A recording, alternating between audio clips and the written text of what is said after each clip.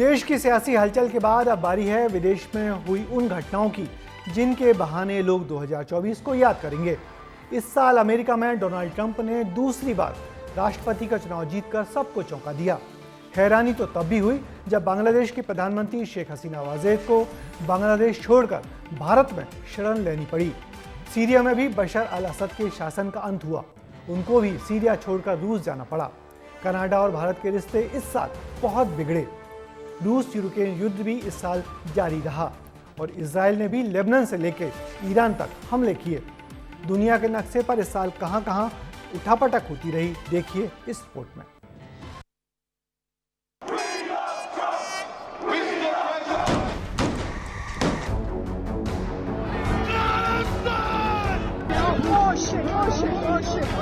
Between agents of the government of India and the killing of a Canadian citizen.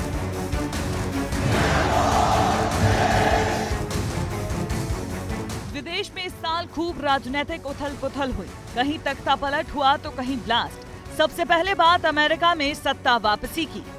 47th president and your 45th president. America में 5 नवंबर को 60वां राष्ट्रपति चुनाव हुआ। Republican party के उम्मीदवार Donald Trump को भारी बहुमत मिला। 538 में से 277 सीटें जीतकर ट्रंप अमेरिका के 47वें राष्ट्रपति चुने गए। उन्होंने बहुमत से 7 सीटें ज्यादा हासिल की। वहीं डेमोक्रेटिक पार्टी की कमला हैरिस को 224 सीटें ही मिली। ट्रंप की जीत पर अमेरिका में कई पुराने रिकॉर्ड्स टूटे। ट्रंप पहले लीडर हैं जिन्होंने राष्ट्रपति चुनाव में 2 बार महिला कैंडिडेट को हराया है। वो पहले राष्ट्रपति हैं जो कानूनी अभियोग के तहत पद पर बने रहेंगे। वो दूसरे राष्ट्रपति हैं जिन्हें एक चुनाव हारने के बाद फिर से चुना गया है। दरअसल 130 साल बाद ऐसा पहली बार हुआ है जब अमेरिका में कोई दूसरी बार राष्ट्रपति बना है। ट्रंप ने बाइडेन की नीतियों और उम्र को हथियार बनाया और ये नीतियां काम आई। साल 2025 में 20 जनवरी को ट्रंप का शपथ ग्रहण होगा, लेकिन बांग्लादेश और सीरिया की सरकार को विरोधी लहर का सामना करना पड़ा है। बांग्लादेश में शेख हसीना की सरकार का पतन हुआ, जिसके बाद हिंसक प्रदर्शन हुए, गिरफ्तारियां हुई, अल्पसंख्यक हिंदुओं पर लाठी डंडे चले, मंदिर पर हमले हुए। वहीं सीरिया में बशर अल असद के शासन का भी अंत हुआ। 5 अगस्त को बांग्लादेश छोड़कर शेख हसीना को भागना पड़ा। हिंसक हमले हुए जिसमें 700 से ज्यादा लोगों की मौत हुई, जिसके बाद नोबेल पुरस्कार विजेता मोहम्मद यूनुस को अंतरिम सरकार का प्रमुख नियुक्त किया गया। 7 दिसंबर को सीरिया की राजधानी दमिश्क पर कब्जा हुआ, जिसके बाद राष्ट्रपति देश छोड़कर भागे। खबर है कि उन्होंने रूस में शरण ली है। रूस ईरान ने बशर का साथ दिया, वहीं तुर्की, पश्चिमी देश, खाड़ी अरब देशों ने उनका विरोध जताया। भारत के पड़ोसी देश श्रीलंका ने ऐसे हालात 2020 में देखे थे। तख्ता पलट के बाद सीरिया और बांग्लादेश में भी आम जनता ने राष्ट्रपति के घर पर खूब हल्ला बोल किया। इधर भारत और कनाडा के बीच साल 2024 में राजनीतिक विवाद सुर्खियों में रहा। 18 जून 2023 की बात है जब खालिस्तान समर्थक निज्जर की गोली मारकर हत्या हुई थी। ट्रूडो ने आरोप लगाया कि भारत खालिस्तान समर्थक निज्जर की हत्या में शामिल था। इसी पर दोनों देशों के बीच राजनयिक विरोध भड़का। 14 अक्टूबर को भारत ने अपने राजनयिकों को कनाडा से वापस बुलाया।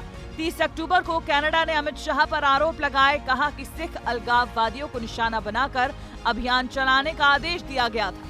2 नवंबर को कनाडा के ब्रैम्पटन हिंदू मंदिर में खालिस्तानियों ने हमला किया। बात इजराइल हमास युद्ध की करें तो जंग को अक्टूबर 7 में 1 साल पूरे हो चुके हैं, लेकिन युद्ध अब भी जारी है। बीच में हमास के हमले के बाद इजराइल ने जो पलटवार किया, धीरे धीरे ये बड़े संघर्ष में तब्दील हो गया।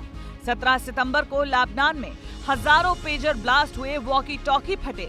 हिजबुल्लाह का सारा कम्युनिकेशन सिस्टम इजराइल ने तबाह कर दिया।